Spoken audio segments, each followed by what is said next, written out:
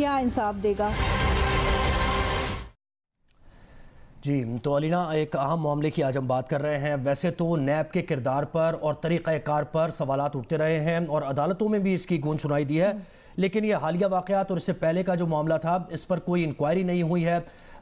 سابق chairman NAB کے خلاف بڑے سنگین الزامات لگے ہیں۔ لاپتہ افراد کمیشن کے سربراہ اور سابق چیئرمین نیب جاوید اقبال پر جنسی ہراسانی کے الزامات اور خواتین کے ساتھ غیر اخلاقی گفتگو کی چارج شیٹ مضبوط ہونے لگی ہے۔ جاوید اقبال پر ایک اور خاتون کو ہراساں کرنے کا سنگین الزام سامنے آیا ہے۔ مبینہ طور پر متاثرہ خاتون اپنے شوہر کی گمشدگی کی شکایت لے کر کمیشن کے سربراہ جاوید اقبال کے پاس گئیں تو انصاف کی یقین دہانی کے بجائے خود جنسی ہراسانی کا شکار ہو گئیں۔ پبلک اکاؤنٹس کمیٹی کے چیئرمین نور عالم خان نے گزشتہ روز کمیٹی کو اس معاملے سے آگاہ کیا اور کہا کہ سماجی کارکن آمنہ جنجوعہ نے یہ بتایا ہے کہ جاوید اقبال نے لاپتہ افراد کے کمیشن میں آنے والی خاتون کو کہا کہ آپ اتنی خوبصورت ہیں، آپ کو شوہر کی کیا ضرورت ہے۔ اس پر کمیٹی کے ارکان نے سابق چیئرمین نیب پر عائد الزام کا سخت نوٹس لینے کا مطالبہ کیا اور انہیں پبلک اکاؤنٹس کمیٹی میں طلب کر لیا، لیکن justice Javed Iqbal public accounts committee کے سامنے پیش نہیں ہوئے۔ جسٹس جاوید اقبال اس سے پہلے بھی ایک ویڈیو اسکینڈل کی زد میں رہے ہیں جب ایک اور خاتون بلکہ طیبہ گل نے ان پر جنسی ہراسانی کا الزام عائد کیا تھا۔ جب انصاف کے رکھوالے ہی انصاف کی دھجیاں اڑائیں گے تو سائلین کس کا دروازہ کھٹکھٹائیں گے، کس سے منصفی چاہیں گے؟ یہ بڑے اہم سوالات ہیں۔ اس کے مختلف پہلوؤں پر روشنی ڈالنے کے لیے آج ہمارے ساتھ موجود ہوں گے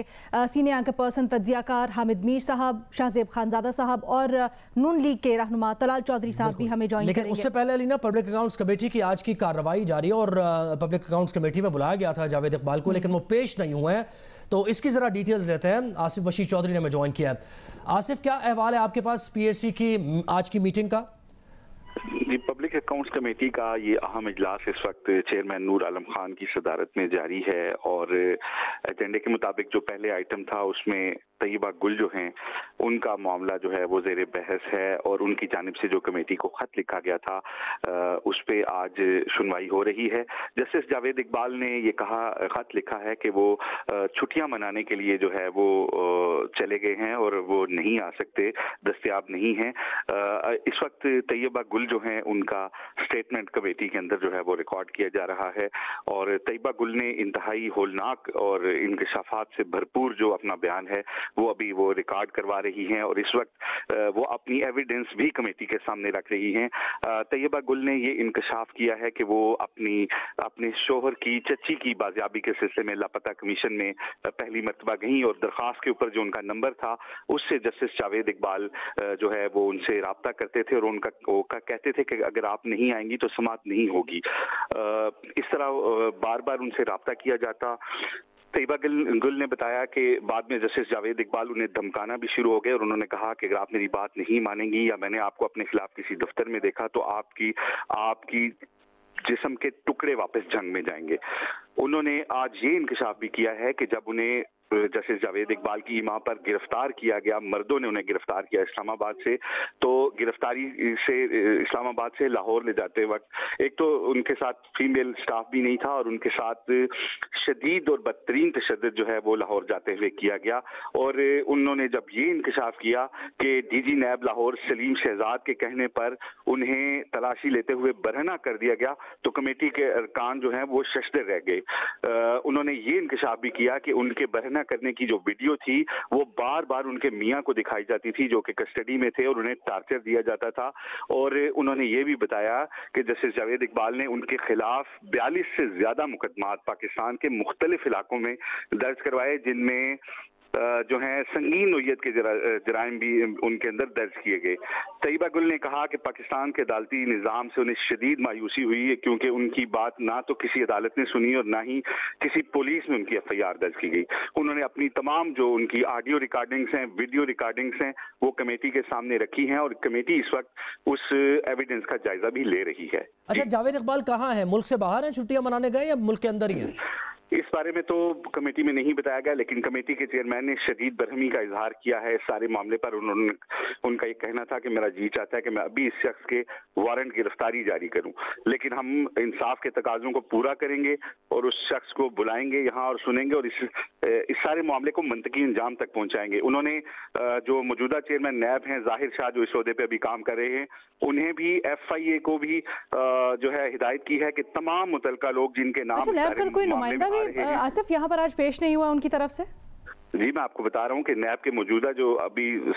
फिल वक्त जो उसके चेयरमैन जाहिर शाह हैं, DG हैं, ये सारे लोग यहाँ पे मौजूद हैं और FIA की टीम भी यहाँ पे खसूसी तौर पे बुलाई गई है और उन्हें भी कहा गया है कि सारे बयान को रिकॉर्ड करें और इसकी तफ्तीश करें। नूर आलम खान ये कह रहे हैं कि सारे मामले को मंतकी अंजाम तक पहुँचाएंगे और नैब के अंदर वो काली भेड़ें जो अभी तक मौजूद हैं उनके खिलाफ भी सख्त तरीन एक्शन लिया जाएगा। अच्छा, ये जो कुछ जावेद इकबाल कर रहे थे, इससे मुतालिक पता चला है कि उनके साथ कोई टीम भी थी, कोई ऐसे लोग भी थे, नैब के अहलकार थे जिनको इन्वेस्टिगेट किया जा रहा है या उनको गिरफ्तार किया जा रहा है? जी बिल्कुल, इस बात का इंडिया दिया गया है कि वो तमाम लोग जो अभी नैब के अंदर काम कर रहे हैं लेकिन इस सारे अमल के अंदर शरीक रहे, जिन्होंने मिस यूज ऑफ पावर किया। इसी तरह मिसिंग पर्सन कमीशन में जो एक फ्रंट मैन है अरशद वानी, जिनका नाम बताया है तैयबा गुल ने, जो उन्हें जो तैयबा गुल के मुताबिक मुबैना तौर पर उन्हें जेल के अंदर भी जाकर हरासा करते थे और मुसलसल उन्हें टार्चर देते थे, उन तमाम लोगों के नाम नोट किए गए हैं और उनको तफ्तीश के अंदर शामिल किया जाएगा और उनके खिलाफ जो कार्रवाई के लिए चेयरमैन कह रहे हैं। अच्छा, गुज़श्ता हुकूमत या वहाँ पर ओहदेदारों से मुतालिक भी कुछ तैयबा गुल ने कहा है, बयान दिया? जी बिल्कुल, तैयबा गुल ने ये कहा कि उन्होंने वज़ीर आज़म पोर्टल के ऊपर ये सारा मामला डाला तो उन्हें बड़ी उम्मीद बंधी जब वज़ीर आज़म के प्रिंसिपल सेक्रेटरी जो हैं आज़म खान, उन्होंने उनसे रब्ता किया तो उन्हें लगा कि अब उनकी सुनवाई होगी और शायद उनकी दाद रसी होगी, हाकिम वक्त ने उनकी बात सुन ली है। लेकिन वो ये बात बताते हुए कमेटी के अंदर रो रही थी कि उस वक्त की हुकूमत ने सिर्फ उन्हें एक टूल के तौर पर इस्तेमाल किया और चेयरमैन नैब को ब्लैकमेल करने के बाद उन्हें जो है वो टिश्यू पेपर की तरह जो है वो फेंक दिया गया और उन्हें कोई इंसाफ नहीं दिया गया। उन्होंने कमेटी में ये बरमला इतराफ किया है कि आजम खान जो थे उन्होंने वजीर आजम की हिदायत पर जो है ब्लैकमेल किया चेयरमैन नैब को और सियासी लोगों के खिलाफ जो अज़ाइम रखते थे उन्हें पूरा किया गया। एक निजी टीवी चैनल के ऊपर जो है उसके जो